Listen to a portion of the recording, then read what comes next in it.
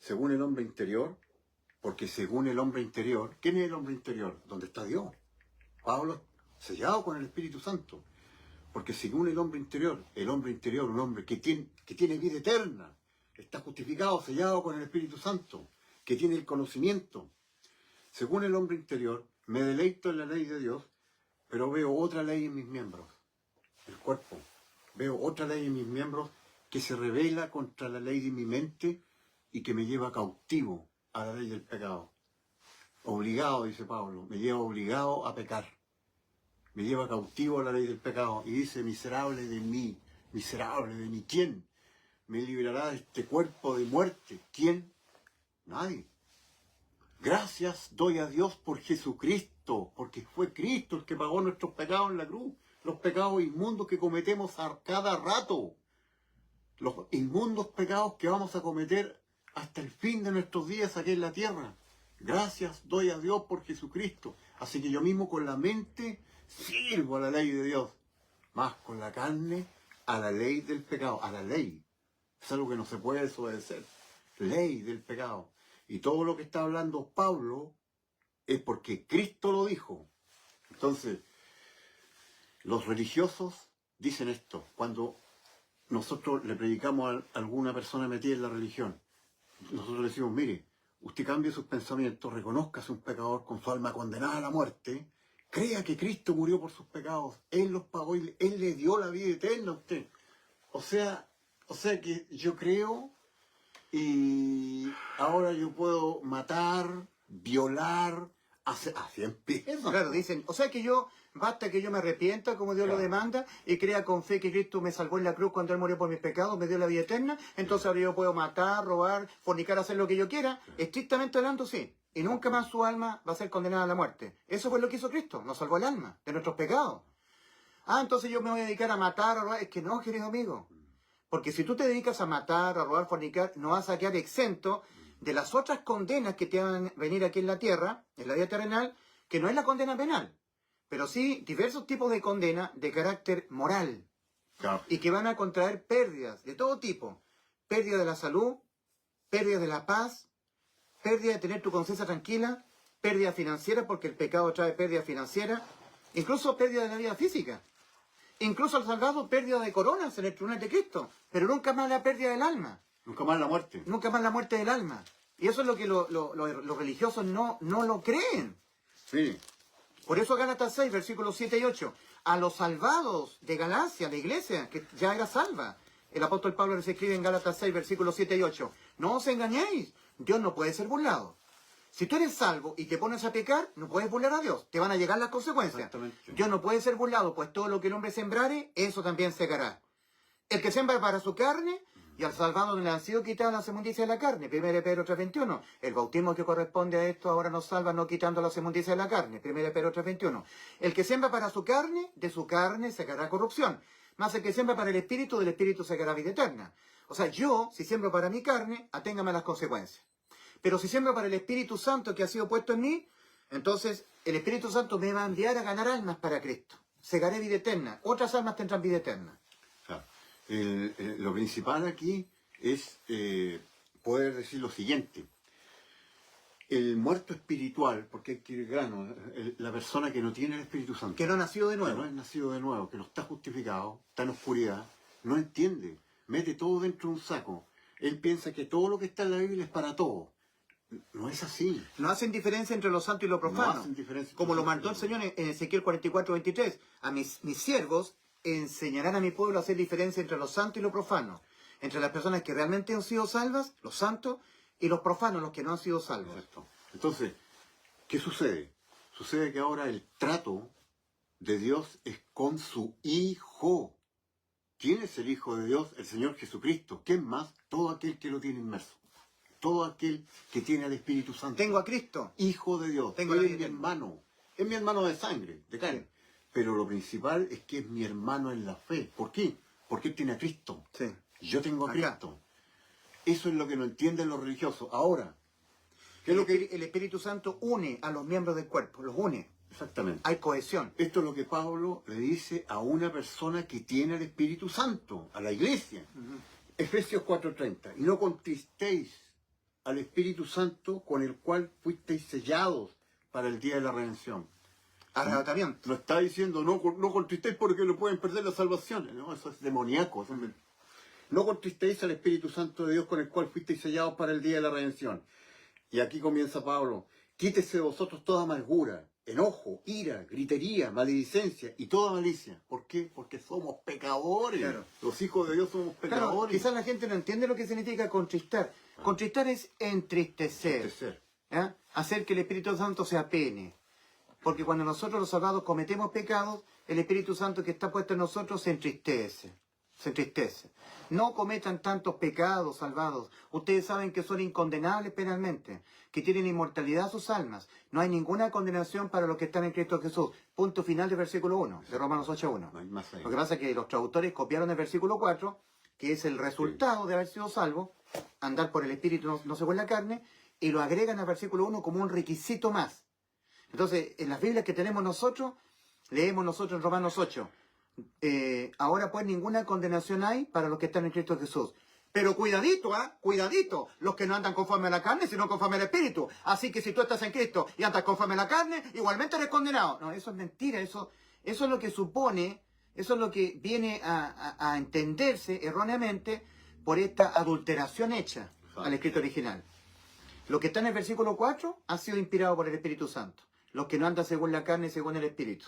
Pero eso es algo que Dios ha hecho. Ha puesto el Espíritu Santo en nosotros los pecadores. Y los pecadores seguimos cometiendo pecados porque somos pecadores. Por eso somos pecadores, porque pecamos, pero andamos guiados por el Espíritu. Y ya no según la carne. Pero eso es algo que Dios hace. Es el resultado de haber sido salvados.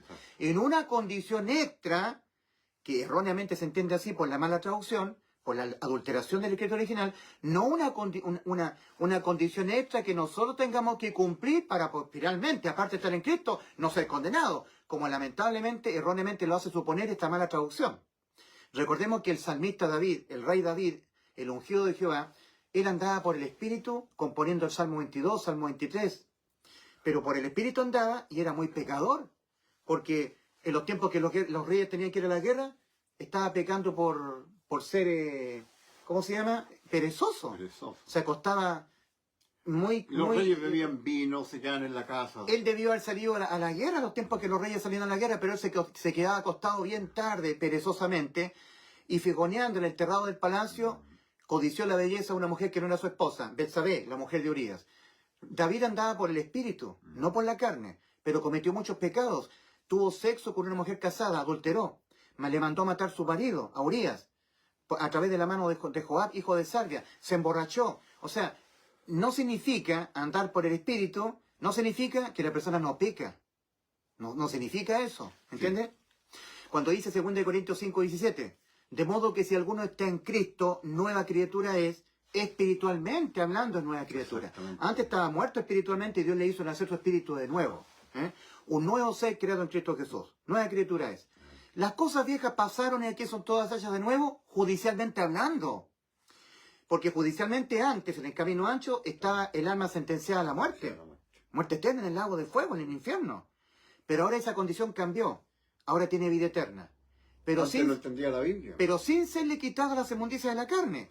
O sea, que 2 Corintios 5:17, de modo que si alguno está en Cristo, nueva criatura es, las cosas viejas pasaron y aquí son todas hechas de nuevo, tiene que ser añadido a eso 1 Pedro 3:21. El bautismo que corresponde a esto ahora nos salva, no quitando las inmundicias de la carne. O sea, de modo que si alguno está en Cristo, nueva criatura es, las cosas viejas pasaron y aquí son todas hechas de nuevo, pero sin serle quitada las inmundicias de la carne. Y tampoco la ley del pecado.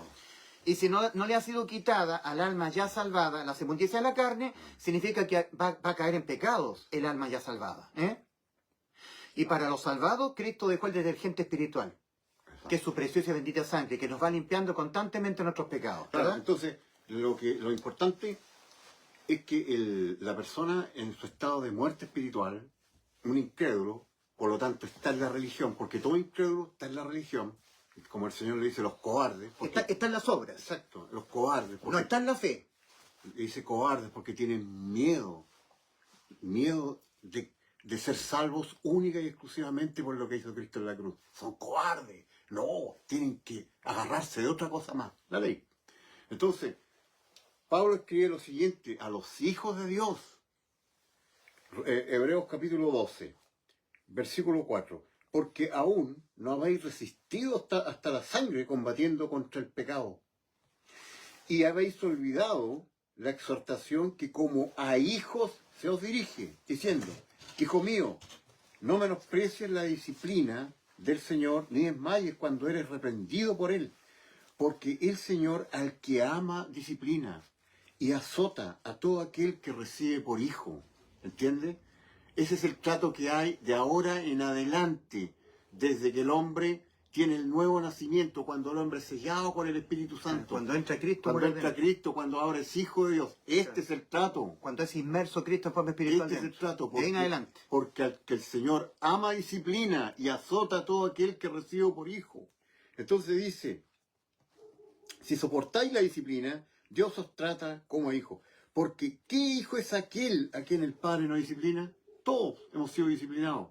Entonces dice, pero si se os deja sin disciplina, de la cual todos han sido participantes, entonces sois bastardos y no hijos. La otra vez nombrar el caso de un video que vi en las redes sociales, de ¿cómo se llama? Un templo cristiano, un templo, no sé si era pentecostal o evangélico, pero estaban filmando y entraba, decía, ahí viene el pastor, y el pastor se paraba y entraba un hombre, que había tenido unos 35 o 40 años, y decía, ahí viene la oveja perdida, decía, el hijo, ¿cómo se llama? Pródigo.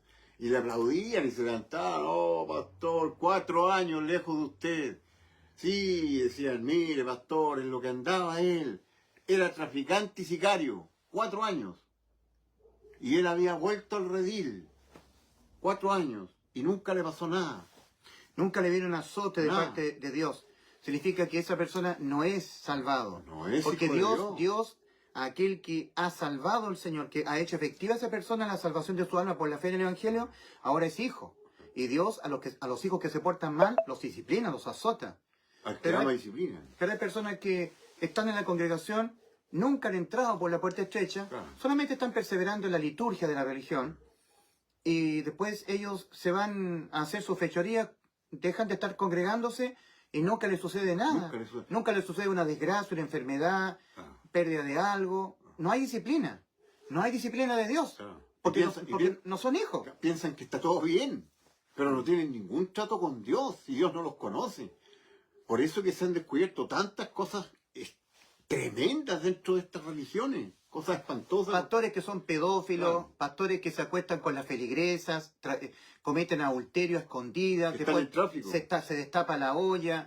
Dentro de la iglesia católica hay pedofilia, sacerdotes homosexuales, pero no se ve que haya venido divinamente una disciplina.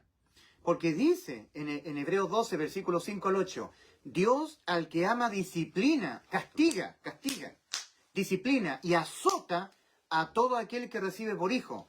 Si se os deja sin disciplina, de la cual todos los hijos de Dios han sido participantes, porque todos los hijos de Dios pecamos, tenemos que ser disciplinados para volvernos a ser para podernos volver a la comunión con nuestro Padre. Si se os deja sin disciplina, de la cual toda la iglesia, todos los que son integrantes de la iglesia han sido objeto de ella, entonces sois bastardos y no hijos. Si se os deja sin disciplina, de la cual todos han sido participantes, entonces sois bastardos y no hijos. Esta disciplina empezó a darse cuando estaban los primeros integrantes de la iglesia en Corinto, estaban participando de la cena del Señor, pero indignamente.